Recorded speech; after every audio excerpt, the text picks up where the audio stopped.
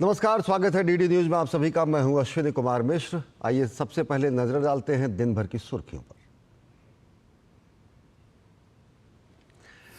Lex Fridman के podcast में प्रधानमंत्री नरेंद्र मोदी ने देश और दुनिया से जुड़े तमाम सवालों पर की विस्तार से बातचीत। कहा, दुनिया में कहीं आतंकवाद हो, पाकिस्तान से जुड़े हैं तार।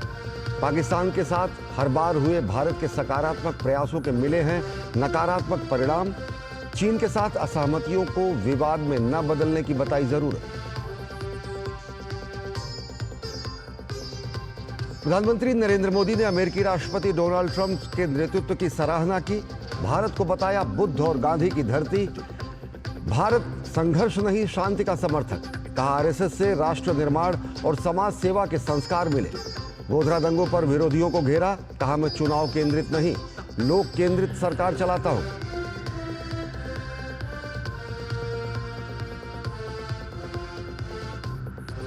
केंद्रीय गृह एवं सहकारिता मंत्री अमित शाह ने गुवाहाटी में पूर्वोत्तर राज्यों में 3 नए आपराधिक कानूनों के कार्यान्वयन पर समीक्षा बैठक की अध्यक्षता की। कोकराझार के डोटमा में ऑल बोडो स्टूडेंट्स यूनियन के 57वें वार्षिक सम्मेलन को किया संबोधित। कहा, बोडोलैंड के विकास के लिए 1500 करोड़ रुपए का आवंटन। यहां अब उन्माद और अलगाववाद के बजाय शिक्षा और विकास की होती है बात। रायसीना डायलॉग के लिए दिल्ली पहुंचे न्यूजीलैंड के प्रधानमंत्री क्रिस्टोफर लक्सन। विदेश मंत्री डॉक्टर एस जयशंकर से हुई मुलाकात। कल प्रधानमंत्री नरेंद्र मोदी के साथ संयुक्त रूप से करेंगे रायसीना डायलॉग का उद्घाटन। अन्य मेहमानों का आना जारी।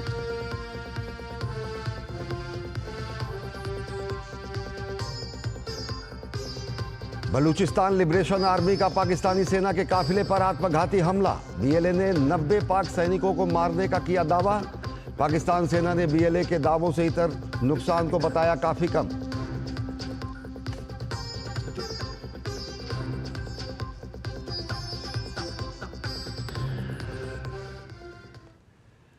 और अब देखते हैं खबरों को विस्तार से। प्रधानमंत्री नरेंद्र मोदी ने प्रसिद्ध पॉडकास्ट होस्ट लेक्स फ्रीडमैन के साथ बातचीत में विभिन्न मुद्दों पर विस्तार से चर्चा की। प्रधानमंत्री ने भारत की विकास गाथा से लेकर विदेश नीति और अंतर्राष्ट्रीय मुद्दों तक सभी सवालों के जवाब दिए। प्रधानमंत्री ने बचपन और गरीबी से जुड़े अपने अनुभवों पर भी बातचीत की। प्रधानमंत्री ने कहा कि उन्होंने जीवन के हर दौर को कृतज्ञता के साथ अपनाया और गरीबी को कभी संघर्ष के रूप में नहीं देखा। मैंने तो कभी स्कूल में जूते वूते पहनने का सवाल ही नहीं था। एक दिन मैं स्कूल जा रहा था, मेरे मामा मुझे रास्ते में मिल गए। उन्होंने देखा, अरे तुम ऐसे स्कूल जाता है, जूते वूते नहीं है। तो उस समय उन्होंने कैनवास के जूते खरीद के मुझे पहना दिए। अब उस समय तो शायद वो 10-12 रुपये में आते होंगे वो जूते। अब वो कैनवास के थे, उस पर दाग लग जाते थे, तो सफ़ेद कैनवास के जूते थे। तो मैं क्या करता था, स्कूल में जब शाम को स्कूल छूट जाती थी तो मैं थोड़ी देर स्कूल में रुकता था, और जो टीचर ने चॉकस्टिक का उपयोग किया है और उसके टुकड़े जो फेंके होते थे वो 3-4 कमरों में जाके इकट्ठा करता था, और वो चॉकस्टिक के टुकड़े घर ले आता था, और उसको मैं भिगो करके पॉलिश बना के मेरे कैनवास के जूते पर लगा करके चमकदार वाइट बना करके जाता था। तो मेरे लिए वो संपत्ति थी बहुत। हाँ, मैं वैभव अनुभव करता था। प्रधानमंत्री ने राष्ट्र सेवा की भावना के साथ घर बार छोड़ देने और अपने अनुभवों का भी खास जिक्र किया। प्रधानमंत्री ने कहा कि उनके जीवन पर स्वामी विवेकानंद के जीवन दर्शन का गहरा प्रभाव रहा। राष्ट्रीय स्वयंसेवक संघ के साथ अपने जुड़ाव की चर्चा करते हुए प्रधानमंत्री ने कहा कि इससे राष्ट्र निर्माण और समाज सेवा के संस्कार मिले। 100 साल में राष्ट्रीय स्वयंसेवक संघ ने भारत के सारे चकाचौंध दुनिया से दूर रहते हुए एक साधक की तरह समर्पित भाव से, तो मेरा ये सौभाग्य रहा कि ऐसे पवित्र संगठन से मुझे संस्कार मिले जीवन के। लाइफ ऑफ पर्पज में जो मिला, फिर मेरा सौभाग्य रहा कि मैं कुछ पल के लिए, कुछ समय के लिए संतों के बीच चला गया, तो वहाँ मुझे एक आध्यात्मिक अधिष्ठान मिला। तो शिस्त मिली, लाइफ ऑफ पर्पज मिला, संतों के बाद आध्यात्मिक अधिष्ठान मिला। स्वामी आत्मस्थानंद जी जैसे लोगों ने जीवन भर मेरा हाथ पकड़ करके रखा, हर पल मेरा मार्गदर्शन करते रहे। तो रामकृष्ण मिशन, स्वामी विवेकानंद जी, उनके विचार, संघ के सेवा भाव, इन सब ने मुझे घड़ने में बहुत बड़ी भूमिका अदा की है। प्रधानमंत्री ने देश के लिए राष्ट्रीय स्वयंसेवक संघ के योगदान का उल्लेख करते हुए प्रयासों की सराहना की और चर्चा की। आरएसएस के विचारों और संस्कारों का जिक्र करते हुए प्रधानमंत्री ने कहा कि अन्य मजदूर संगठनों ने जहां मजदूरों की एकता का आह्वान किया, वहीं भारतीय मजदूर संघ ने मजदूरों को विश्व एकता का संदेश दिया। ये सेवा भारती जो गरीब बस्तियां होती है, झुग्गी झोपड़ी में गरीब लोग रहते हैं, जिसको वो सेवा बस्ती कहते हैं, मेरी मोटी मोटी जानकारी है करीब 1.25 लाख सेवा प्रकल्प चलाते हैं वो, और किसी सरकार की मदद के बिना, समाज की मदद से वहाँ जाना, समय देना, बच्चों को पढ़ाना, उनके हेल्थ की चिंता करना, ऐसे ऐसे काम करते हैं। संस्कार उनके अंदर लाना, उस इलाके में स्वच्छता का काम करना, यानी बिल्कुल 1.25 लाख एक छोटा नंबर नहीं है। वैसे कुछ स्वयंसेवक हैं, संघ में से ही गढ़े हुए हैं, वो वनवासी कल्याण आश्रम चलाते हैं, और वो जंगलों में आदिवासियों के बीच में रह करके आदिवासियों की सेवा करते। 70,000 से ज़्यादा वन टीचर वन स्कूल, एकल विद्यालय चलाते हैं। और अमेरिका में भी कुछ लोग हैं जो उनको लिए शायद $10 या $15 का डोनेशन करते हैं इस काम के लिए, और वो कहते हैं कि एक कोका कोला नहीं पीनी है इस महीने, एक कोका कोला मत पियो और उतना पैसा ये एकल विद्यालय को दो। अब 70,000 एकल विद्यालय आदिवासी बच्चों को पढ़ाने के लिए करना। कुछ स्वयंसेवकों ने शिक्षा में क्रांति लाने के लिए विद्या भारती नाम का संगठन खड़ा किया। करीब 25,000 स्कूल चलते हैं उनके देश में। महात्मा गांधी पर प्रधानमंत्री नरेंद्र मोदी ने कहा कि मुगलों से लेकर अंग्रेजों तक देश में हर दौर में आज़ादी के लिए संघर्ष किया गया। महात्मा गांधी ने आज़ादी की इस भावना को जन आंदोलन बना दिया। पॉडकास्ट होस्ट लेक्स फ्रिडमैन ने महात्मा गांधी को 20वीं शताब्दी और प्रधानमंत्री नरेंद्र मोदी को 21वीं शताब्दी का महान नेता बताया। प्रधानमंत्री नरेंद्र मोदी ने कहा कि महात्मा गांधी हर सदी के लिए महान है। ये तुलना करना उचित नहीं होगा कि 20वीं सदी के महान नेता गांधी थे। वो 20वीं हो, 21वीं हो या 22वीं हो, गांधी महान नेता हर सदी के लिए है। आने वाली सदियों तक महात्मा गांधी रहने वाले हैं, क्योंकि मैं उनको उसी रूप में देखता हूँ और आज भी मैं उनको रिलेवेंट देख रहा हूँ। जहाँ तक मोदी का सवाल है, मेरे पास एक दायित्व है लेकिन दायित्व उतना बड़ा नहीं है जितना कि मेरा देश बड़ा है। व्यक्ति इतना महान नहीं है जितना कि मेरा देश महान है। और मेरी जो ताकत है वो मोदी नहीं है, 140 करोड़ देशवासी, हजारों साल की महान संस्कृति परंपरा, वो ही मेरा सामर्थ्य है। इसलिए मैं जहां भी जाता हूं तो मोदी नहीं जाता है। हजारों साल की वेद से विवेकानंद की महान परंपरा को 140 करोड़ लोग उनके सपनों को लेकर के, उनको आकांक्षाओं को लेकर के मैं निकलता हूँ। और इसलिए मैं कि दुनिया के किसी नेता को हाथ मिलाता हूँ ना, तो मोदी हाथ नहीं मिलाता है, 140 करोड़ लोगों का हाथ होता है वो। तो सामर्थ्य मोदी का नहीं है, सामर्थ्य भारत का है। प्रधानमंत्री ने गुजरात के मुख्यमंत्री के तौर पर और देश के प्रधानमंत्री के तौर पर अपने अनुभवों पर भी चर्चा की। 2002 के गुजरात की घटना से जुड़े सवाल का जवाब देते हुए प्रधानमंत्री ने कहा कि विमान अपहरण, संसद पर हमला और 9/11 जैसी वारदातों के बैकग्राउंड में वो बेहद संवेदनशील समय था।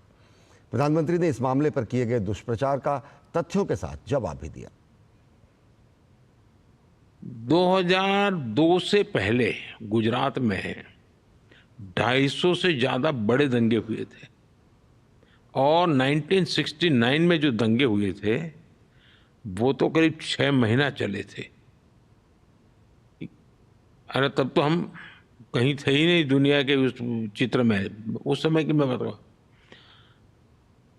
और इतनी बड़ी घटना एक ऐसा स्पार्किंग पॉइंट बन गया कि कुछ लोगों की हिंसा हो गई, लेकिन न्यायालय ने उसको बहुत डिटेल में देखा है, लंबे अरसे। और उस समय हमारे जो विरोध के लोग हैं वो सरकार में थे, और वो तो चाहते थे कि हम पर जितने आरोप लगे थे हमको सजा हो जाए, लेकिन उनके लाखों कोशिश के बाद भी जुडिशरी ने पूरी तरह डिटेल में उसका एनालिसिस किया, 2-2 बार किया, और अब पूरी तरह निर्दोष।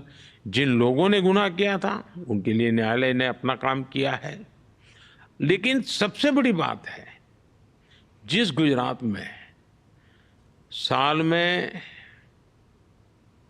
कहीं कहीं दंगे हुआ करते थे, 2002 के बाद आज 2025 है, गुजरात में 20-22 साल में कोई बड़ा दंगा नहीं हुआ, पूरी तरह शांति है।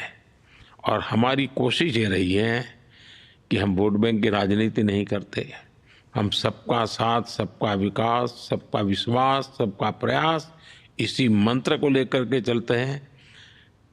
पॉलिटिक्स ऑफ अपीजमेंट से हमने पॉलिटिक्स ऑफ एस्पिरेशन की तरफ गए हैं। पाकिस्तान से रिश्तों से जुड़े सवाल का जवाब देते हुए प्रधानमंत्री ने कहा कि भारत ने हमेशा सकारात्मक पहल की, लेकिन जवाब नकारात्मक मिला। प्रधानमंत्री ने कहा कि पाकिस्तान की आतंकवाद की नीति आज पूरी दुनिया के सामने बेनकाब हो चुकी है। प्रॉक्सी वॉर चल रहा है। अब ये कोई आइडियोलॉजी नहीं है, आइडियोलॉजी ऐसी थोड़ी होती है, लोगों को मारो काटो, टेररिस्टों को एक्सपोर्ट करने का काम चल रहा है। और सिर्फ हमारे साथ ही नहीं, अब दुनिया में कहीं पर भी टेररिस्ट की घटना घटती है तो कहीं न कहीं सूत्र पाकिस्तान जाकर के अटकते हैं। अब देखिए 9/11 इतनी बड़ी घटना घटी अमेरिका में, उसका मेन जो सूत्रधार था ओसामा बिन लादेन, वो आखिर में कहाँ से मिला? पाकिस्तान में ही शरण लेके बैठा था। तो दुनिया पहचान गई है कि ये प्रकार से आतंकवादी प्रवृत्ति, आतंकवादी मानसिकता, और वो सिर्फ भारत ही नहीं, दुनिया भर के लिए परेशानी का केंद्र बन चुका है। और हम लगातार उनको कहते रहे कि इस रास्ते से किसका भला होगा, आप आतंकवाद के रास्ते को छोड़ दीजिए, ये स्टेट स्पॉन्सर्ड टेररिज्म जो है वो बंद होना चाहिए, नॉन स्टेट एक्टरों के हाथ में सब छोड़ दिया है, क्या होगा फायदा। और इसकी शांति के प्रयासों के लिए मैं खुद लाहौर चला गया था। मेरे प्रधानमंत्री बनने के बाद मैंने मेरे शपथ समारोह में पाकिस्तान को स्पेशली इनवाइट किया था ताकि एक शुभ शुरुआत हो, लेकिन हर बार हर अच्छे प्रयासों का परिणाम नकारात्मक निकला। चीन से जुड़े सवाल का जवाब देते हुए प्रधानमंत्री ने कहा कि दोनों देशों का मिलकर आगे बढ़ने का इतिहास रहा है। प्रधानमंत्री ने विश्वास जताया कि बेहतर संबंधों के साथ दोनों देश आगे बढ़ेंगे। 2020 में जो सीमा पर जो घटनाएं घटी, उसके कारण हमारे बीच स्थितियां काफी दूरी की बन गई, लेकिन अभी राष्ट्रपति श्री के साथ मेरा मिलना हुआ, उसके बाद सीमा पर जो चीज़ें थी उसमें नॉर्मल से आ चुकी हैं। 2020 के पहले की स्थिति में हम लोग अब काम कर रहे हैं। अब धीरे धीरे वो विश्वास और वो उत्साह और उमंग और ऊर्जा वापस आ जाए, वो उसको एक थोड़ा समय लगेगा कि बीच में 5 साल का अंतराल गया है। हमारा साथ होना ना सिर्फ बेनिफिशियल है बल्कि ग्लोबल स्टेबिलिटी और प्रॉस्पेरिटी के लिए भी जरूरी है। और जब 21वीं सदी एशिया की सदी है तो हम तो चाहेंगे कि भारत चीन के बीच में स्पर्धा सब स्वाभाविक है, स्पर्धा कोई गलत चीज नहीं है, लेकिन संघर्ष नहीं होना चाहिए। भारत को भगवान बुद्ध और महात्मा गांधी की भूमि बताते हुए प्रधानमंत्री ने वैश्विक शांति के हर पहल में मदद की बात कही। प्रधानमंत्री ने कहा कि भारत हमेशा शांति का पक्षधर रहा है। मेरा रशिया के साथ भी घनिष्ठ संबंध है, यूक्रेन के साथ भी घनिष्ठ संबंध है। मैं राष्ट्रपति पुतिन के सामने बैठ करके मीडिया को कह सकता हूं कि युद्ध का समय नहीं है। और मैं जेलेंस्की को भी एक मित्र भाव से उनको भी कहता हूं कि भाई दुनिया कितनी ही आपके साथ खड़ी क्यों न हो जाए, युद्ध भूमि में कभी भी परिणाम नहीं निकलने वाला है।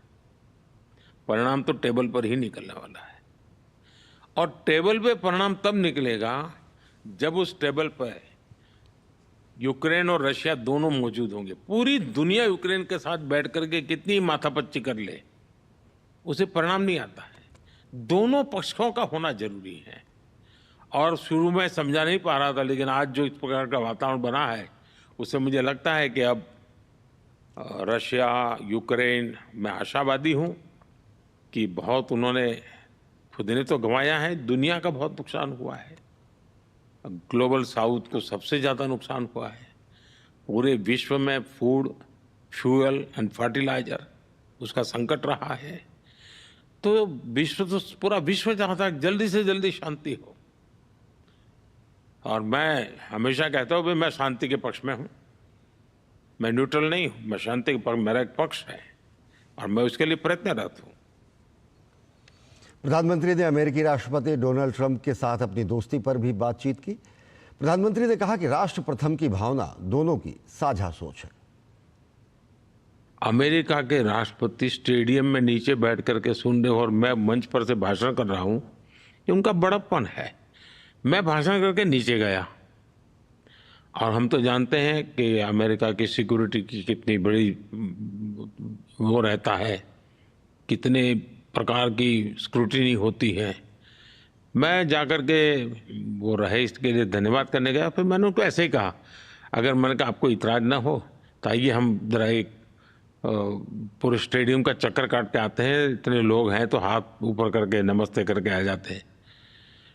आपकी अमेरिका की लाइफ में ये इम्पॉसिबल है कि हजारों की भीड़ में अमेरिकन राष्ट्रपति चल पड़े, एक पल का भी विलंब किए बिना तो मेरे साथ चल पड़े भीड़ में।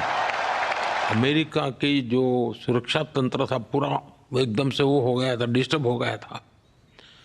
मेरे लिए टच कर गया कि इस व्यक्ति में हिम्मत है, ये डिसीजन खुद लेते हैं। और दूसरा, मोदी पर उनको भरोसा है कि मोदी ले जा रहा है तो चलिए चलते हैं। तो ये आपसी विश्वास का भाव, ये इतना हमारा मजबूती मैंने उसी दिन देखा। और मैंने राष्ट्रपति ट्रंप को उस दिन जिस रूप में महसूस किया कि सिक्योरिटी वालों को पूछे बिना मेरे साथ चल देना हजारों लोगों के बीच में, अब उसका वीडियो देखोगे तो आपको आश्चर्य होगा। और जब उन पर गोली चली अब इस चुनाव कैंपेन में, तो मुझे राष्ट्रपति ट्रंप एक ही नजर आए। उस स्टेडियम में मेरा हाथ पकड़ करके चलने वाले ट्रंप, और गोली लगने के बाद भी अमेरिका के लिए जीना, अमेरिका के लिए ही जिंदगी, ये जो उनका रिफ्लेक्शन था, क्योंकि मैं नेशन फर्स्ट वाला हूँ, वे अमेरिका फर्स्ट वाले हैं, मैं भारत फर्स्ट वाला हूँ, तो हमारी जोड़ी बराबर जम जाती है।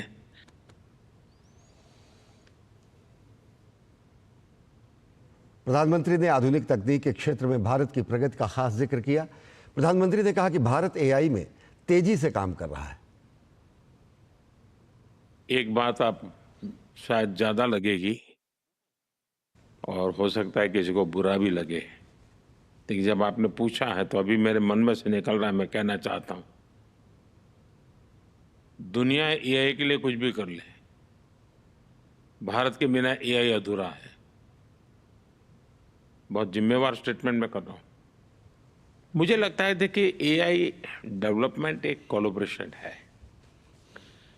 यहां हर कोई एक दूसरे को अपने एक्सपीरियंस और लर्निंग से सपोर्ट कर सकता है। और इंडिया सिर्फ इसका मॉडल नहीं बना रहा, बल्कि स्पेसिफिक यूज केसेस से के हिसाब से एआई बेस्ड एप्लीकेशंस को भी डेवलप कर रहा है। पॉडकास्ट होस्ट लेक्स फ्रिडमैन ने प्रधानमंत्री नरेंद्र मोदी की जीवन यात्रा और व्यक्तित्व को शानदार बताया। उन्होंने कहा कि विश्व के बड़े नेता प्रधानमंत्री नरेंद्र मोदी का सम्मान करते हैं। लेक्स फ्रीडमैन ने देश के लिए प्रधानमंत्री के बड़े फैसलों का भी जिक्र किया। उन्होंने कहा कि प्रधानमंत्री के साथ उनकी बातचीत अब तक की सबसे खास बातचीत है। लेक्स फ्रीडमैन ने बताया कि उन्होंने प्रधानमंत्री नरेंद्र मोदी से वार्ता के सम्मान में उपवास रखा। उसी उपवास में उन्होंने प्रधानमंत्री नरेंद्र मोदी से खास बातचीत की।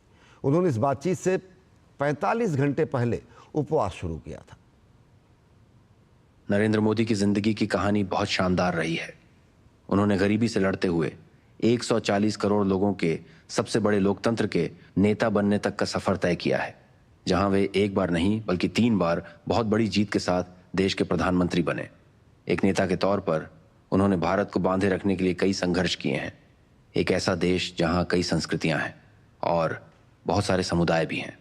ऐसा देश जिसके इतिहास में धार्मिक, सामाजिक और राजनीतिक तनाव की कई घटनाएं रही हैं। वे सख्त और कभी-कभी थोड़े विवादित फैसले लेने के लिए भी जाने जाते हैं और इसी वजह से करोड़ों लोग उन्हें पसंद भी करते हैं और कई उनकी आलोचना भी करते हैं। हमने इन सब विषयों पर एक लंबी बातचीत की है। दुनिया में सभी बड़े नेता उनका सम्मान करते हैं और उन्हें शांति के सिपाही और एक दोस्त की तरह देखते हैं। ऐसे देशों के नेता भी उनका सम्मान करते हैं जहां युद्ध चल रहे हैं, चाहे बात अमेरिका चीन की हो, यूक्रेन रूस की हो, या बात इजराइल फिलिस्तीन या मिडिल ईस्ट की हो। उनका हर जगह सम्मान है। केंद्रीय गृह एवं सहकारिता मंत्री अमित शाह असम के दौरे पर हैं। असम में उन्होंने कई कार्यक्रमों में हिस्सा लिया। अमित शाह ने असम में शांति स्थापना और विकास कार्यों के लिए प्रधानमंत्री नरेंद्र मोदी की नीतियों और विजन की तारीफ की। केंद्रीय गृह एवं सहकारिता मंत्री ने असम समेत पूरे पूर्वोत्तर के हालात के लिए कांग्रेस की पूर्ववर्ती सरकारों को जिम्मेदार ठहराया। केंद्रीय गृह मंत्री अमित शाह ने असम के गुवाहाटी में पूर्वोत्तर क्षेत्र के मुख्यमंत्रियों के साथ नई न्याय संहिताओं की प्रगति की समीक्षा बैठक भी की।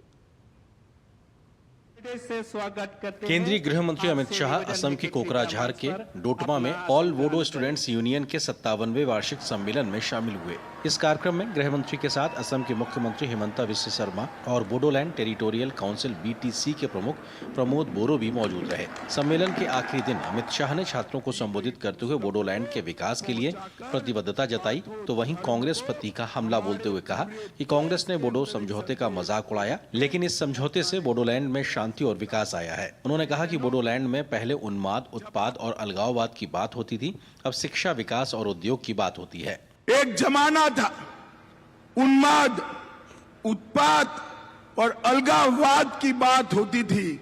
आज शिक्षा, विकास और इंडस्ट्री की बात होती है।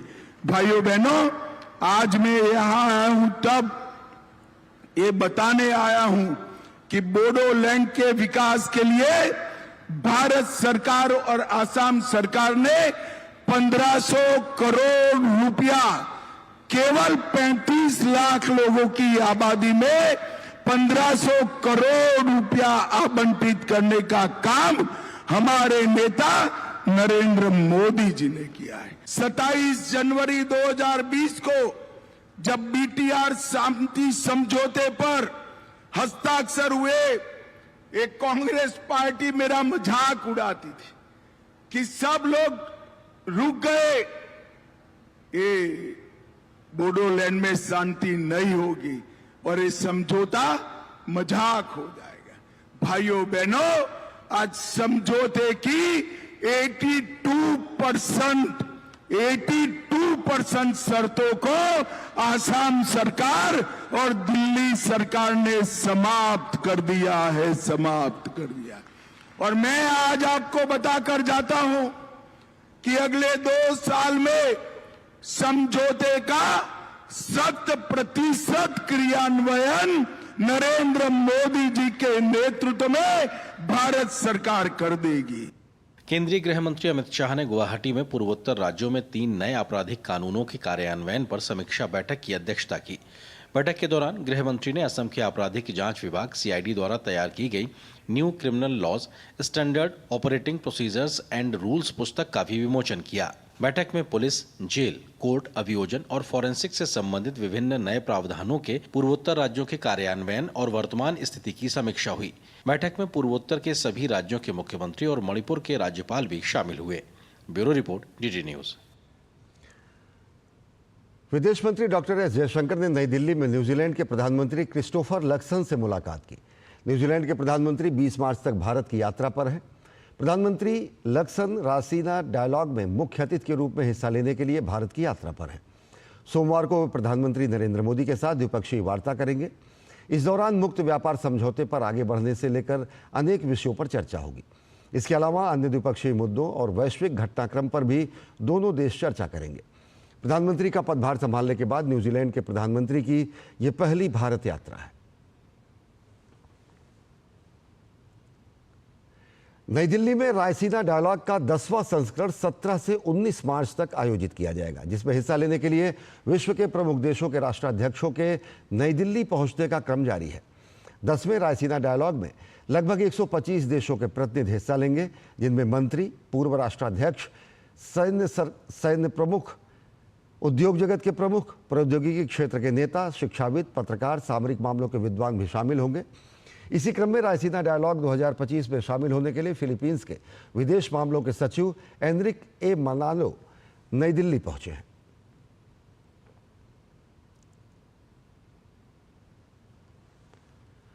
और अब बात पाकिस्तान की। 5 दिनों के अंदर पाकिस्तान के बलूचिस्तान में एक और बड़ा हमला हुआ। बलूचिस्तान लिबरेशन आर्मी ने पाकिस्तान आर्मी के काफिले पर आत्मघाती हमला किया, जिसमें बीएलए ने 90 पाकिस्तानी सैनिकों को मारने का दावा किया है।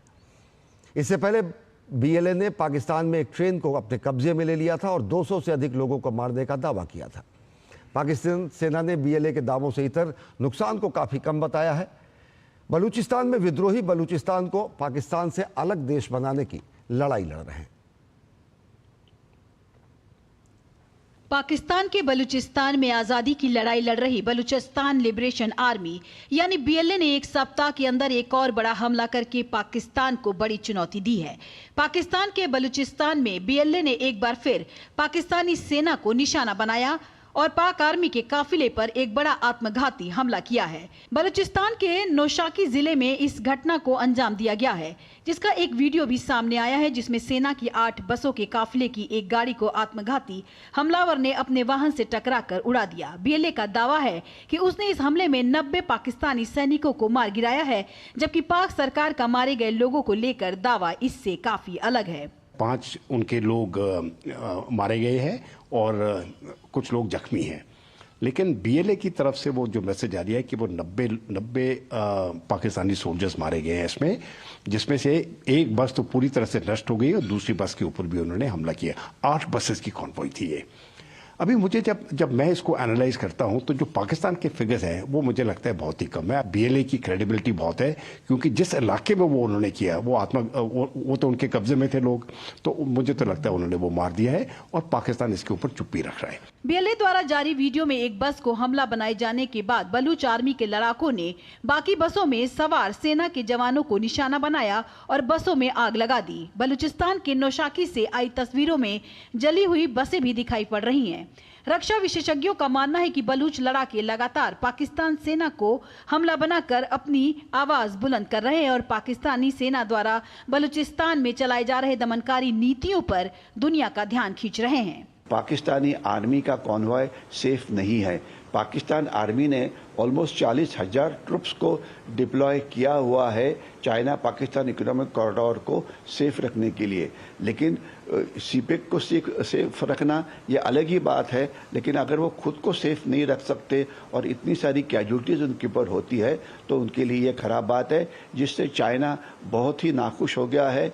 चाइना का सोचना है कि पाकिस्तान आर्मी की क्षमता सीपेक कॉरिडोर को प्रोटेक्ट करने की, खुद को प्रोटेक्ट करने की काफी कमजोर हो गई है। एक सप्ताह के भीतर बलूच विद्रोहियों का ये दूसरा बड़ा हमला है। इसके पहले बीते मंगलवार को बीएलए ने क्वेटा से पेशावर जाने वाली जाफर एक्सप्रेस ट्रेन का अपहरण कर लिया था। ट्रेन में करीब 450 से ज्यादा यात्री सवार थे। ट्रेन पर कब्जा करने के बाद बीएलए ने बुजुर्गों, महिलाओं और बच्चों को जाने दिया था।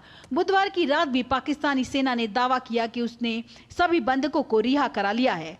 इसने 33 बीएलए लड़ाकों को मारने का दावा किया, लेकिन बलूच लड़ाकों ने दावा किया कि बंधक अभी भी उनके कब्जे में हैं। बाद में बीएलए ने कहा कि उसने 214 बंधकों को मार दिया जो पाकिस्तानी सेना के जवान थे। दोनों पक्षों के दावे अलग अलग थे, लेकिन पाकिस्तान से ऐसी कई तस्वीरें सामने आई थीं जिससे मरने वालों की संख्या बहुत ज्यादा होने का अनुमान लगाया जा रहा है। पाकिस्तान के बलूचिस्तान में दशकों से मानवाधिकारों का हनन हो रहा है, जिसके चलते बलूच आर्मी जैसे संगठन लंबे समय से अपनी आजादी की लड़ाई लड़ रहे हैं और पाकिस्तान को बेनकाब कर रहे हैं। Bureau report, DD news. और भारत में कई आतंकवादी हमलों का जिम्मेदार और लश्कर ए तैयबा का आतंकवादी अबू कताल मारा गया है। भारत का मोस्ट वांटेड आतंकवादी पाकिस्तान के झेलम में एक अज्ञात बंदूकधारी ने उसे गोली मार दी। अबू कताल को लश्कर ए तैयबा प्रमुख हाफिज सईद का सबसे करीबी माना जाता है। पाकिस्तान की सुरक्षा एजेंसियां जहां कातिल तक पहुंचने की कोशिश कर रही हैं, तो वहीं भारत में सुरक्षा मामलों के जानकारों का मानना है कि भारत में आतंकवाद फैलाने वाले आतंकी का यही अंजाम होना था। एलईटी आतंकी अबू कताल ढेर भारत का मोस्ट वांटेड बना गोलियों का शिकार। आतंकी अबू कताल को मिली गुनाहों की सजा। भारत का मोस्ट वांटेड लश्कर ए तैयबा का आतंकी अबू कताल पाकिस्तान में मारा गया। मीडिया रिपोर्ट्स के मुताबिक पाकिस्तान के झेलम के दीना में अज्ञात बंदूकधारियों ने उसे गोली मार दी। अबू कताल को फैसल नदीम के नाम से भी जाना जाता था। अबू कताल 2023 के राजौरी हमले और 2024 के रियासी बस हमले में वांछित था। जम्मू कश्मीर में कई घातक हमलों को अंजाम देने में अपनी भूमिका के कारण कताल राष्ट्रीय जांच एजेंसी NIA और भारतीय सेना सहित भारतीय सुरक्षा एजेंसियों के लिए वांछित था। सुरक्षा विशेषज्ञ अबू कताल के मारे जाने को आतंकवाद के खिलाफ जंग के लिए बड़ी कामयाबी मान रहे हैं। जहाँ तक अबू कताल की बात है, ये तो तय हो गया, वो मारा गया है, तो एक टेररिस्ट कम हो चुका है। लश्कर ए तैयबा एक सबसे इम्पोर्टेंट ऑर्गेनाइजेशन है दहशतवादी कि जो जम्मू कश्मीर में दहशतवाद चलाती है। अगर उनका मुखिया मारा जाए तो उनके लिए ये एक बहुत बड़ा लॉस है। अबू कताल का मारा जाना अच्छा है भारत के लिए, और ये इन्वॉल्व था। अगर आप याद करें, पिछले साल 9 जून को जब प्राइम मिनिस्टर ओथ ले रहे थे, उसी वक्त लगभग उसी वक्त अटैक हुआ था। शिवकोट बस में यात्री आ रहे थे, उसमें 12-13 यात्री मारे गए थे और बहुत सारे जख्मी हुए थे। उसका मास्टरमाइंड था ये अबू कताल। 26/11 मुंबई आतंकी हमलों के मास्टरमाइंड हाफिज सईद के करीबी सहयोगी अबू कताल ने 9 जून 2024 को जम्मू कश्मीर के रियासी जिले में हिंदू तीर्थयात्रियों को ले जा रही बस पर हमले में अहम भूमिका निभाई थी। वह पाकिस्तान अधिकृत कश्मीर के कोरेटा लॉन्च पैड का कमांडर था। राजौरी पुंछ क्षेत्र में घुसपैठ और हमलों के प्रयास उसकी ही निगरानी में होते थे। अबू कताल 2023 के राजौरी आतंकवादी हमले में भी शामिल था, जहां आतंकवादियों ने 1 जनवरी को ढांगरी गांव में नागरिकों को निशाना बनाया और अगले दिन IED विस्फोट किया था। इन हमलों में 2 बच्चों समेत 7 लोगों की जान चली गई थी और कई अन्य घायल हो गए थे। व्यापक जांच के बाद NIA ने 5 आरोपियों के खिलाफ चार्जशीट दाखिल की थी, जिनमें पाकिस्तान स्थित लश्कर ए तैयबा के 3 कमांडर अबू कताल, सैफुल्ला उर्फ साजिद जट और मोहम्मद कासिम शामिल थे। NIA की जांच में अबू कताल का नाम प्रमुख रूप से सामने आया, जिसमें पाकिस्तान स्थित लश्कर ए तैयबा के हैंडलर्स की भूमिका उजागर हुई, जो आतंकवादियों को सीमा पार भेजने और नागरिकों, खासकर अल्पसंख्यक समुदाय के लोगों और सुरक्षा बलों को निशाना बनाने के लिए भर्ती करते थे। Bureau report, DD news. और महाराष्ट्र की महायुति सरकार की तुलना मुगल शासक औरंगजेब से करने पर उद्धव गुट के नेता संजय राउत की मुश्किलें थमने का नाम नहीं ले रही हैं। इस पर एकनाथ शिंदे ने शिवसेना नेता संजय राउत के बयान पर तीखी टिप्पणी की और संजय निरुपम ने जमकर हमला बोला। उन्होंने कहा कि उद्धव ठाकरे और उनके नेताओं के पास उन्होंने जब कांग्रेस का दामन पकड़ा तभी से औरंगजेब को अपना आदर्श मान लिया। इससे पहले इनके आदर्श छत्रपति शिवाजी महाराज हुआ करते थे। उद्धव ठाकरे की पार्टी और उनके नेताओं को, उनके प्रवक्ताओं को अब औरंगजेब से बहुत ज्यादा प्यार हो गया है। संभवतः औरंगजेब उनके अब नए आराध्य दैवत हो गए। पहले उनके आराध्य दैवत हुआ करते थे छत्रपति शिवाजी महाराज, लेकिन जब से उन्होंने कांग्रेस पार्टी के साथ अलायंस किया, जब से वो मुस्लिम वोटों के मोहताज हुए हैं, तब से उनको औरंगजेब का कामकाज, औरंगजेब का शासन अच्छा लगता है। वह औरंगजेब जिसने छत्रपति शिवाजी महाराज का अपहरण किया था, वह औरंगजेब जिसने छत्रपति संभाजी महाराज की हत्या कराई थी, उनके नाखून नोच लिए थे, उनके जीभ काट दिए थे, उनकी आंखें निकाल ली थी और बहुत ही निर्दयता पूर्वक अमानवीय तरीके से उनकी हत्या की थी। अगर ऐसे लोगों को औरंगजेब के प्रति ज्यादा प्यार उमड़ रहा है तो पूरा महाराष्ट्र आगे जाके तय करेगा कि सही क्या है, गलत क्या है। लालू प्रसाद यादव के बेटे और बिहार के पूर्व मंत्री तेज प्रताप यादव एक बार फिर से विवादों के घेरे में हैं। होली के दिन एक पुलिसकर्मी से ठुमका लगवाने और बिना हेलमेट स्कूटी चलाने की वजह से तेज प्रताप की मुश्किलें बढ़ गई हैं। यातायात नियमों के उल्लंघन के वजह से तेज प्रताप का चालान हुआ है, तो पुलिसकर्मी पर रौब दिखाने के चलते भाजपा और जेडीयू ने उन पर करारा हमला बोला है। विवाद बढ़ने के बाद आरजेडी भी बचाव की मुद्रा में है। तेज प्रताप ने अपनी सफाई भी पेश की है। फिर विवादों में तेज प्रताप। होली पर सिपाही को धमकी दे लगवाए ठुमके। वर्दी में ठुमके लगाना सिपाही को पड़ा भारी। ठुमके के बाद नपे सिपाही जी। होली में आरजेडी नेता तेज प्रताप यादव विवाद में घिर गए हैं। एक कार्यक्रम में उन्होंने वर्दीधारी अंगरक्षक से चुटकी लेते हुए उसे होली के गाने पर डांस करवाया था। इसका वीडियो वायरल हुआ तो यह मुद्दा बन गया। अब इस मामले में सुरक्षा गार्ड के रूप में तैनात कांस्टेबल को होली समारोह के दौरान वर्दी पहनकर नाचने के कारण लाइन हाजिर कर दिया गया है। वरिष्ठ पुलिस अधीक्षक के कार्यालय द्वारा रविवार को जारी बयान के अनुसार विधायक तेज प्रताप के सुरक्षा गार्ड के रूप में तैनात कांस्टेबल दीपक कुमार को वर्दी में नाचने के लिए तत्काल प्रभाव से लाइन हाजिर कर दिया गया है। कुमार की जगह विधायक की सुरक्षा में किसी अन्य कांस्टेबल को तैनात किया जाएगा। दरअसल हसनपुर से विधायक तेज प्रताप के आधिकारिक आवास पर आयोजित होली मिलन समारोह का एक वीडियो सोशल मीडिया पर बड़े पैमाने पर साझा किया गया, जिसमें एक पुलिसकर्मी को उनके कहने पर नाचते हुए देखा जा सकता है। सिपाही दीपक, एक गाना बजाएंगे, उसमें तुमको ठुमका लगाना, ठीक है? बुरा मत मानो, होली है, आज नहीं ठुमका लगाओगे तो सस्पेंड कर दिए जाओगे। बाद में तेज प्रताप का एक और वीडियो वायरल हुआ, जिसमें वो अपने घर के पास सड़क पर बिना हेलमेट के स्कूटर चलाते हुए दिखे। इस बीच नियमों का उल्लंघन करने और यातायात कानून तोड़ने को लेकर ट्रैफिक विभाग ने कार्रवाई करते हुए तेज प्रताप यादव के वाहन का चालान काटा है। उन पर हेलमेट पहने बिना वाहन चलाने, प्रदूषण नियंत्रण प्रमाण पत्र के बिना वाहन चलाने और वाहन का बीमा न कराने का आरोप है। इंश्योरेंस, प्रदूषण एवं बिना हेलमेट के वाहन का परिचालन करने के आरोप में कुल 4,000 रुपए की समन की कार्रवाई की गई। अब इस मामले में सियासत गर्मा गई है। बिहार सरकार के मंत्रियों ने इस मामले में लालू और तेज प्रताप पर निशाना साधा है। जो बीज बोया जाता है, पौधा तो उसी तरह के निकलेगा, फल फूल उसी तरह का लगेगा। राजद का कल्चर वही है ना जो जंगल राज में था। अच्छे व्यवहार की सीमा रेखा क्या होती है, ये बिहार का कौन नागरिक नहीं समझता है। इसलिए इसमें कोई विशेष इस पर बहस की गुंजाइश ही नहीं है, सब लोग समझते हैं।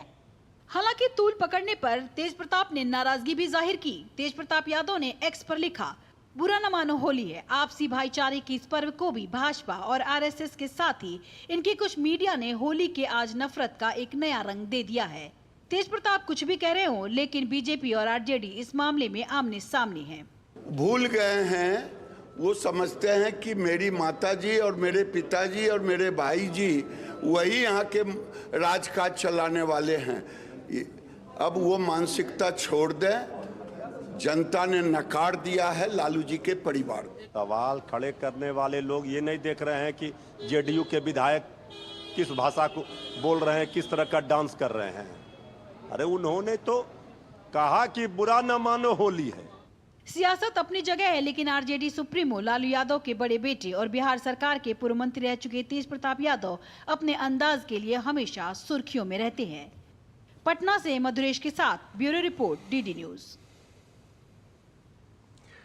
केंद्रीय मंत्री जी किशन रेड्डी ने नई शिक्षा नीति को लेकर तमिलनाडु के मुख्यमंत्री एम.के. स्टालिन पर तीखा हमला बोला है। जी किशन रेड्डी ने तमिलनाडु के मुख्यमंत्री एम.के. स्टालिन पर राजनीति करने का आरोप लगाते हुए कहा कि स्टालिन तमिलनाडु में भ्रष्टाचार और डीएमके विरोधी माहौल से बचने के लिए एजेंडा सेट करने की कोशिश कर रहे हैं। मैं पूछना चाहता हूं, 2020 में नया एजुकेशन पॉलिसी आया, इस 5 साल में कभी भी इस आवाज नहीं उठाया। इलेक्शन के पहले ही फिर हिंदी के बारे में, 3 लैंग्वेजेस के बारे में आवाज उठा रहे। सिर्फ इलेक्शंस में डीएमके के खिलाफ आज लोगों में एक माहौल हो गया। इनका परिवारवाद का, भ्रष्टाचार का, इनका जो वादा किया वादा इम्प्लीमेंट नहीं करने के कारण एक तमिलनाडु में एंटी डीएमके वातावरण है। उससे बचने के लिए आज ये डीएमके सरकार 3 लैंग्वेजेस फार्मूला हो हिंदी के खिलाफ हो, एंटी हिंदी स्लोगन हो और एंटी केंद्र सरकार का स्लोगन हो और डिलिमिटेशन के द्वारा कॉन्स्टिट्यूंसीज कम होगा, पार्लियामेंट कॉन्स्टिट्यूंसी, ऐसी अलग अलग गलत प्रचार करते हुए इलेक्शन चुनाव एजेंडा सेट करने के लिए प्रयास करें। उत्तराखंड के कैबिनेट मंत्री प्रेमचंद अग्रवाल ने अपने पद से इस्तीफा दे दिया है। प्रेमचंद अग्रवाल ने मुख्यमंत्री आवास पर पहुंचकर पुष्कर सिंह धामी से भेंट कर मंत्री पद से अपना इस्तीफा सौंपा। बजट सत्र के दौरान पहाड़ी समुदाय के लोगों के खिलाफ अमर्यादित टिप्पणी देने के बाद से लगातार उनके इस्तीफे की मांग हो रही थी। प्रेमचंद अग्रवाल राज्य सरकार में वित्त एवं संसदीय कार्य मंत्री थे।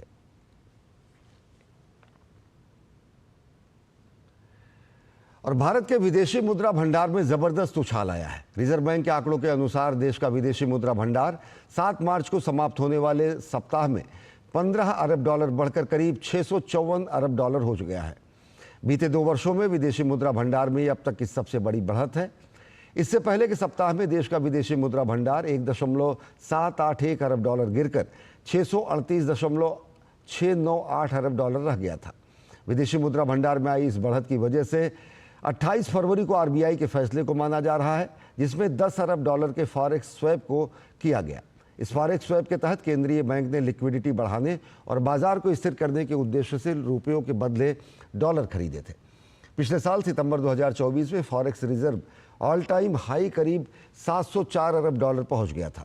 रिपोर्ट में कहा गया है कि आईएमएफ और वर्ल्ड बैंक के मुताबिक वित्त वर्ष 2025-2026 में भारत की जीडीपी ग्रोथ 6.5% और 6.7% तक रह सकती है। Financial service firm Morgan Stanley ने भारत की विकास दर पर सकारात्मक रिपोर्ट जारी की है। मॉर्गन स्टैनली ने कहा कि भारत 2028 तक जर्मनी को पीछे छोड़ते हुए दुनिया की तीसरी सबसे बड़ी अर्थव्यवस्था बनने की ओर तेजी से आगे बढ़ रहा है। रिपोर्ट के अनुसार भारत की जीडीपी 2026 तक 4.7 ट्रिलियन डॉलर तक पहुंचने का अनुमान है। 2028 तक ये 5.7 ट्रिलियन डॉलर तक पहुंच जाएगा और इसके बाद भारत जर्मनी को पीछे छोड़ते हुए दुनिया की तीसरी सबसे बड़ी अर्थव्यवस्था बन जाएगा। रिपोर्ट में कहा गया है कि ये असाधारण वृद्धि संयोग नहीं बल्कि वर्षों की दूरदृष्टि, साहसिक आर्थिक सुधार का परिणाम है। जब प्रधानमंत्री नरेंद्र मोदी ने सत्ता संभाली तब उन्होंने देश के कायाकल्प के लिए एक मजबूत दिशा तय की। भारत के आर्थिक सुधारों में कर सुधारों से लेकर वित्तीय समावेशन, नवीकरणीय ऊर्जा से लेकर अत्याधुनिक प्रौद्योगिकी तक हर पहलू में देश ने अनुकूल परिवर्तन किए हैं। और एक लंबे इंतजार के बाद आखिरकार रविवार को उत्तर प्रदेश में भाजपा जिला अध्यक्षों की घोषणा हो गई। प्रदेश की राजधानी लखनऊ में विजय मौर्य को भाजपा का जिला अध्यक्ष बनाया गया है। कन्नौज से वीर सिंह भदौरिया को एक बार फिर से भाजपा का अध्यक्ष बनने का अवसर मिला है। मथुरा से भाजपा ने जातिगत समीकरणों को साधते हुए निर्भय पांडे को लगातार दूसरी बार जिलाध्यक्ष बनाने का निर्णय लिया है। कानपुर देहात से भाजपा महिला जिला अध्यक्ष रेणुका सचान को भाजपा ने जिला अध्यक्ष बनाया है। जिले में पहली बार महिला चेहरे को जिम्मेदारी मिली है। वहीं गोरखपुर जिले में जनार्दन तिवारी को भाजपा का जिला अध्यक्ष बनाया गया है। सर्वोदय नगर में आयोजित एक कार्यक्रम में राज्यसभा सदस्य डॉक्टर दिनेश शर्मा, चुनाव अधिकारी डॉक्टर रमापति राम और पर्यवेक्षक रजनीश महेश्वरी ने नए अध्यक्षों के नामों की घोषणा की।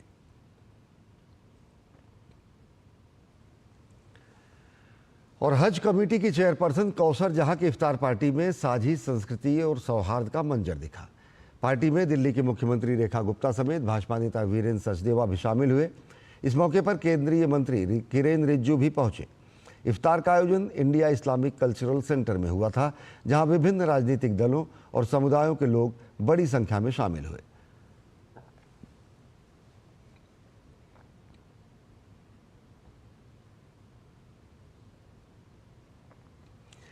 आर्मी हॉस्पिटल आरएनआर को ईसीएमओ के तहत ब्रोंकोस्कोपिक रिकैनलाइजेशन और वाई स्टेंटिंग के साथ घातक ट्रैकियो ब्रोंकियल संकुचन के एक चुनौतीपूर्ण केस में सफलता मिली है। ये भारत में सरकारी क्षेत्र में की गई ऐसी पहली प्रक्रिया है।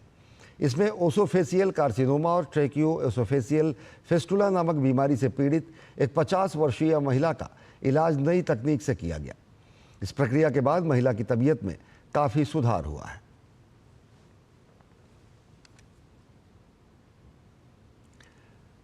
केंद्रीय खेल मंत्री डॉक्टर मनसुख मांडविया ने दिल्ली के जवाहरलाल नेहरू स्टेडियम में फिट इंडिया कार्निवाल 2025 का उद्घाटन किया। इस दौरान भव्य कार्यक्रम के दौरान खेल मंत्री ने अभिनेता आयुष्मान खुराना को फिट इंडिया आइकन के उपाधि से नवाजा। इस दौरान पहलवान संग्राम सिंह, पुष्पैन Rohtas Chaudhary, Fit India ambassador Mickey Mehta और पहलवान शैंकी भी मौजूद रहे। प्रधानमंत्री नरेंद्र मोदी के फिट इंडिया मुहिम को आगे ले जाते हुए केंद्रीय खेल मंत्री डॉक्टर मनसुख मांडविया ने दिल्ली के जवाहरलाल नेहरू स्टेडियम में फिट इंडिया कार्निवल 2025 का उद्घाटन किया।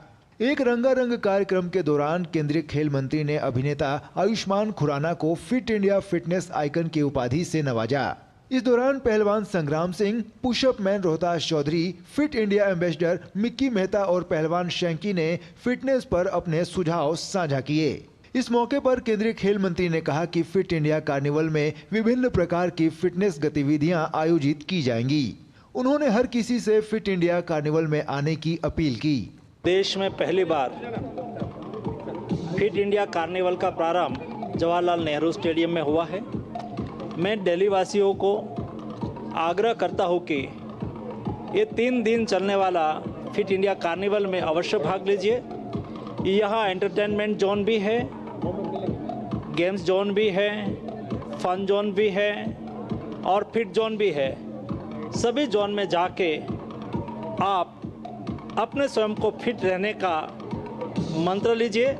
फिट रहिए, स्वस्थ रहिए और देश को समृद्ध बनाने में आपका सहयोग दीजिए। कार्यक्रम के दौरान अभिनेता आयुष्मान खुराना ने फिट इंडिया आइकॉन चुने जाने पर अपनी खुशी जाहिर करते हुए पीएम मोदी के फिट इंडिया मुहिम की जमकर सराहना की। It's a matter of pride and honour कि इस फिट इंडिया कैंपेन में, फिट इंडिया कार्निवल में मुझे फिट इंडिया आइकॉन से सम्मानित किया गया है और ऑन बोर्ड लाया गया है इस इनिशिएटिव के लिए। बहुत ज़रूरी है हमारे देश के लिए कि हमारे सिटीजन जो है फिट रहें, तभी हमारा देश आगे बढ़ेगा और प्रॉस्परस होगा और प्रगति की मार्ग में चलेगा। So I think it's very important, बहुत ही इंपॉर्टेंट मुहिम है पीएम मोदी साहब का।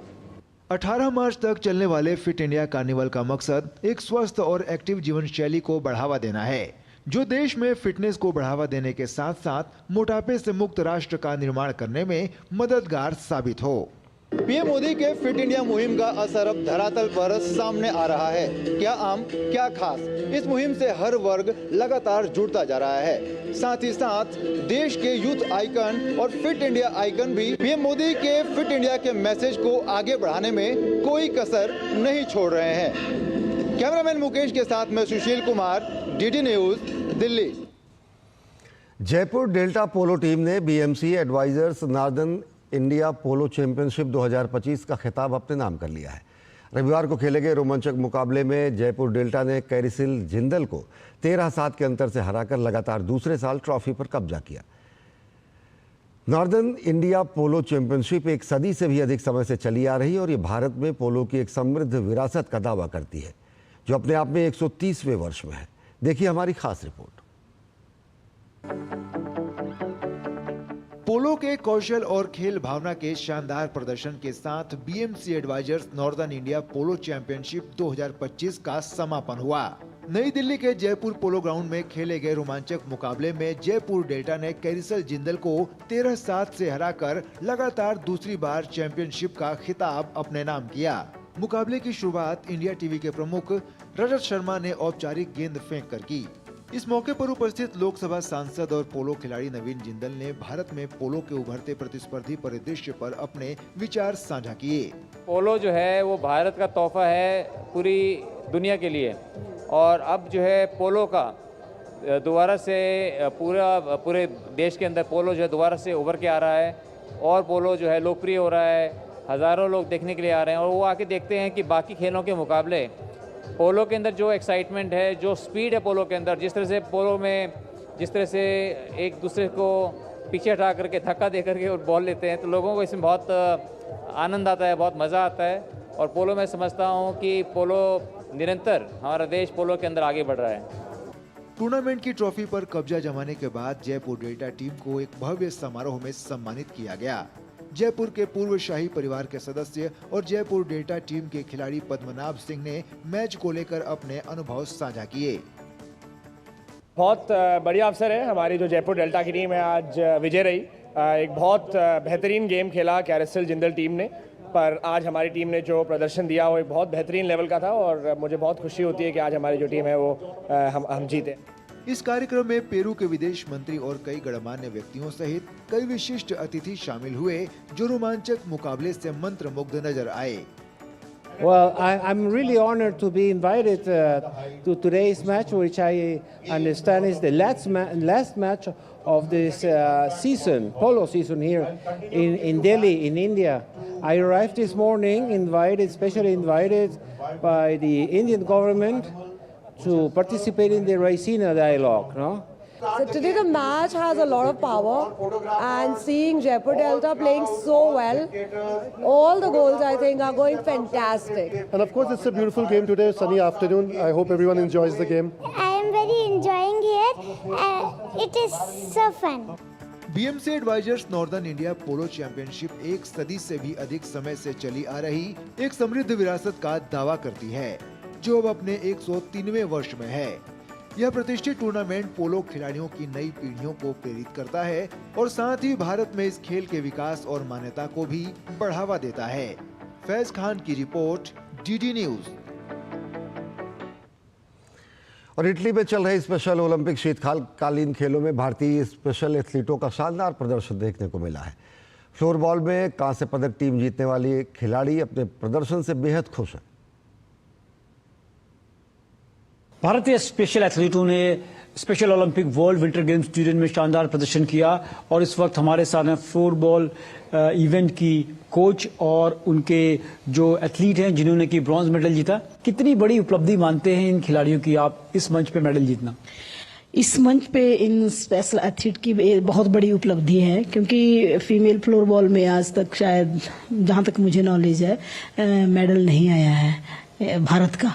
तो इन्होंने बहुत मेहनत की और चलो जो हम चाहते थे वो नहीं हुआ, पर फिर भी जो इन्होंने मेहनत की उसका फल इनको मिल गया और हम ब्रॉन्ज मेडल से ही मतलब संतुष्ट, इसको मान सकते हैं कि संतुष्ट हुए। जिस तरह से एक बार देखा कि स्टार्टिंग में कुछ मैच हारे तो बच्चे कुछ डीमोटिवेट हो रहे थे, फिर अचानक ही ऐसा क्या हुआ कि बच्चों में मोटिवेशन आया और जो काफी स्ट्रॉन्ग टीम थी उनको हराया? सर मुझे ऐसा लगता है कि जो हमारा फर्स्ट मैच यूक्रेन के साथ था तो ये थोड़ा सा क्राउड की वजह से थोड़ा इनको लग रहा था कि मतलब इतना क्राउड फर्स्ट टाइम देखा इन्होंने इतना क्राउड, तो थोड़ा मतलब ये समझ नहीं पा रहे थे इस बात को। पर जब हम सेकंड थर्ड और अब मैच खेलते गए तो इनमें कॉन्फिडेंस आता गया और इन्होंने अपना बेस्ट से बेस्ट प्रदर्शन किया। अपने बहुत ही शानदार कमाल दिखाया क्योंकि पूरा टीम एक साथ आई। तो कितना मजा आया आपको और कैसे सेलिब्रेट करेंगे इस जीत को? आप हमें बहुत मजा आया और हम इस सेलिब्रेशन को बहुत अच्छे से सेलिब्रेट करेंगे। बहुत बढ़िया, बहुत अच्छे से सेलिब्रेट करेंगे क्योंकि इस मंच पे जीतना कोई भी हम कह सकते हैं कि इन बच्चों द्वारा ब्रॉन्ज मेडल जीतना बहुत एक बड़ी बात है भारतीय खेल के लिए। क्या आप वजह मानते हैं कि टीम ने इतना अच्छा खेला, इतना ज्यादा मेडल जीते भारतीय टीम ने, इसकी पीछे वजह क्या मानते हैं आप? इसके लिए हमारी पहले तो हमारे कोचेस जिन्होंने हमें इतना सिखाया और यहाँ पे भी हमें बहुत ज़्यादा मैच हारने के बाद भी हम डिमोटिवेट हो गए थे तो इन्होंने हमें मोटिवेट किया। तो मैं अपने कोचेस को इसका श्रेय दूंगी कि इनकी वजह से हम इतना अच्छा खेल पाए हैं। पूरा ओवरऑल टूर्नामेंट को कैसे देखते हैं? कितना इंस्पायर हुए यहाँ आके आप खेल के और अपने देश के लिए मेडल जीत के? मुझे बहुत अच्छी बात है कि मैंने पहली बार ब्रॉन्ज मेडल जीता है और मैंने अपनी टीम की, हमारी टीम के लिए और कोचेस के लिए मैं थैंक यू कहना चाहती हूँ। तो उनने हमको सपोर्ट किया, हमको बताया, तो ये करा। जी बिल्कुल, जिस तरह से एक ओवरऑल भारत का परफॉर्मेंस रहा, शानदार रहा और बच्चे काफी मोटिवेटेड दिखे। कुछ मैचेस उन्होंने हारे भी लेकिन उसके बाद भी उन्होंने हौसला नहीं छोड़ा और यहां से मेडल जीत के गए। कैमरा पर्सन सत्यनारायण के साथ Narayan Singh, DD news, Turin. तो बुलेटिन में फिलहाल इतना ही। देश और दुनिया की ताजा तरीन खबरों के लिए देखते रहिए डीडी न्यूज। मुझे दीजिए अनुमति। नमस्कार।